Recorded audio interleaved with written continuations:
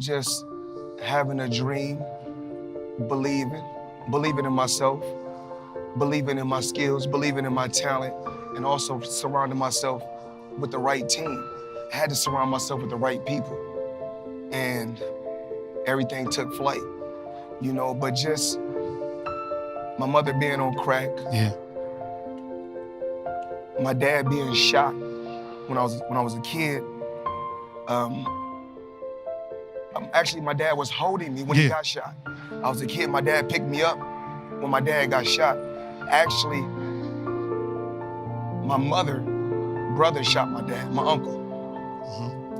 And then when I was in Vegas, actually, I think it was somewhere around 2006, my same uncle that shot my daddy, he died in my house. So, I've been through a lot of ups and downs, but I beat all the odds. I just say to myself, I just look at the people out here in the world today.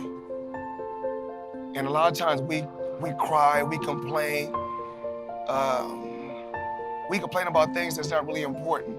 We always worry about who got the most, or who got this and who got that, instead of just staying in your own lane worrying about what you got. So that's what I try to do. I try to focus on Floyd Mayweather. I don't try to get in nobody else's lane. I'm not jealous of nobody else, and that's what I do. Actually, what I did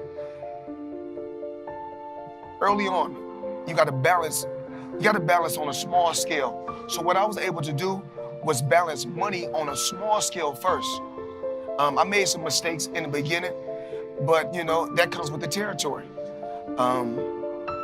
Then one of the best investments that I did was New York real estate. So it started off with 7 figures, and I was getting a certain amount of money every month, because when I get with my friends that's Jewish, and I get with my friends, my white friends and my Jewish friends, I'm not with them. I'm not trying to say, let me get on your plane, or I like your house. I say, you know what? Show me how to get generational wealth. And just being around them, I soaked up the game and I learned it. And just being with Al Heyman. Al Heyman played a major part, with helping me get to where I got to. Al Heyman one day just told me, you want to be the highest paid athlete? We'll do that. You want to go on Forbes as the top guy? We'll do that. But then, along with Al and my Jewish friends and my white friends, what we did was we built generational wealth. So my first investment, my first investment was $5 million, but that was years ago. I'm talking about years ago. When I first gave them $5 million, I was getting $50,000 a month. So I said, the money kept coming on the 18th every month. 50,000 would come in. I still was competing, I still was fighting, I still was active, and I still was making crazy money. I just believe, and I got a game plan. You always gotta have a game plan.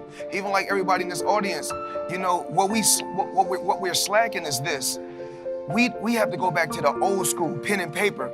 We have to write That's my thing. I love writing. We have to write our ideas down and sit it right there on the nightstand, and you got to see every day, you see certain goals. You can write down 10 goals. And then in 12 months, if you ain't accomplished none of those goals, then you're running in place. I live my life the way I want to live it. And no matter what, you can't please everybody, because it's so crazy. Like in the beginning, I feel like people was rooting for me, wanted the best for me. And the more and more as I accomplished more and kept accomplishing things, then you start seeing like different things. Then you start saying, he's a wife beater, or he's not that smart, or you hear so many different things. And I just feel like, okay, you're entitled to believe whatever you want to believe, but I have to have some type of common sense, some type of smart, some type of intelligence to be where I'm at. I've been living the same life for 25 years. The great feeling about my life is that that I can still live the same. When I was competing, the same life I was living when I was out there, when I was fighting, is the same lifestyle that I still live currently right now, because I made smart moves. Because Even like these young rappers, these hip hop artists, these basketball players and these football players, they think they're gonna be young forever. Everything comes to an end, even life. So before that expiration date, I just wanna make sure that, you know, my grandchildren and my children are in a great position, and I put them in that position.